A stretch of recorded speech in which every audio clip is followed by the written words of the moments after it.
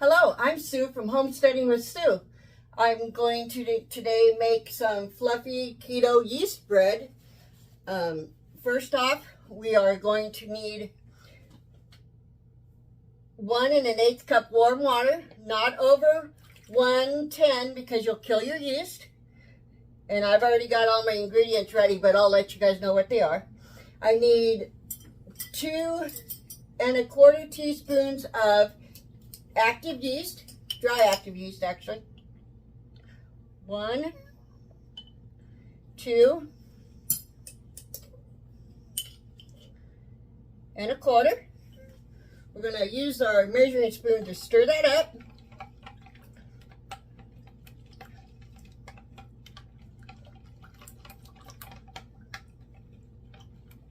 And we're just going to let that sit for about 10 minutes. And see if it rises to double. If not, then we'll let it sit another 10 minutes for a total of 20. And I added the yeast, and I'm adding 2 teaspoons of sugar with that yeast, which I will re-stir now because I didn't add that to begin with.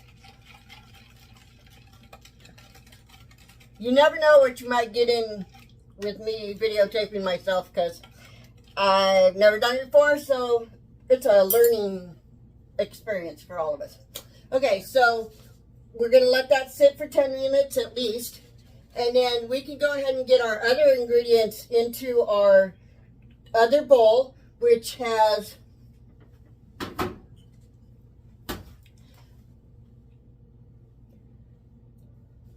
1 cup of vital wheat gluten. I am using Bob's Red Mill gluten flour. It needs a half a cup of coconut flour, which I'm using the gluten-free coconut flour from Simple Truth Organics. I put in this cup a half a teaspoon of salt, 1.5 teaspoons of baking soda, and I also added a 1/4 of a teaspoon xanthan gum. It's an optional item, but I'm going to go ahead and use it. We're going to stir this all together.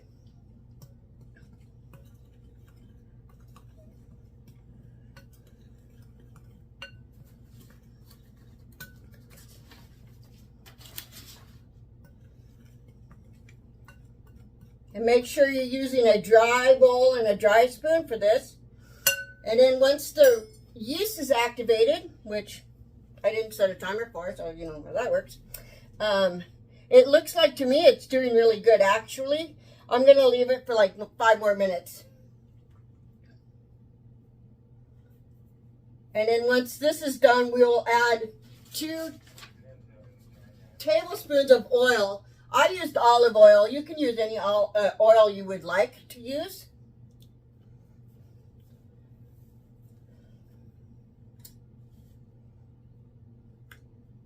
By the way, welcome to my crazy kitchen.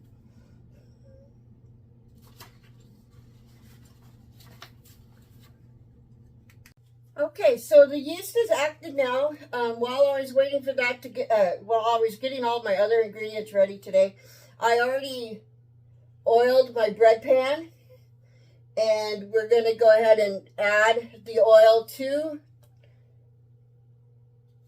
the yeast,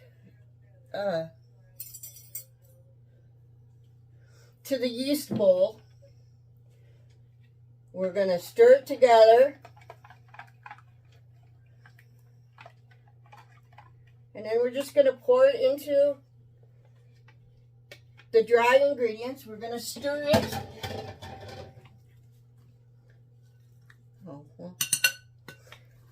And then once it all gets incorporated, we're going to knead it for 1 to 2 minutes. The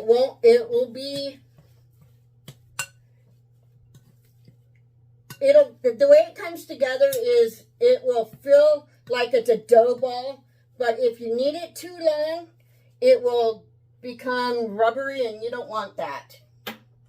Okay, so I washed my hands. I'm going to go ahead and knead this for 1 to 2 minutes.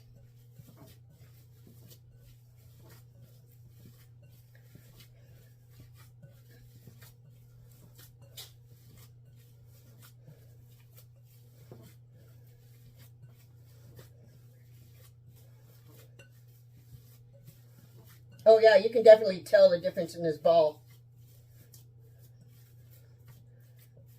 So I'm going to go ahead and put it in this. Make it all nice and in there.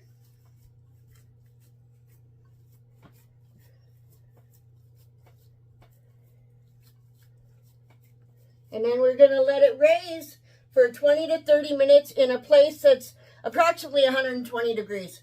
And I'll get back to you when that's done. Okay, so I'm back and it has definitely doubled in size. Now we put it in the oven at 350 degrees for 40 to 50 minutes. We do not even look at it until it's hit 30 minutes. And then when you peek at it, if it looks like it's getting too brown, you'll put some foil on it. And I'll get back to you when that happens.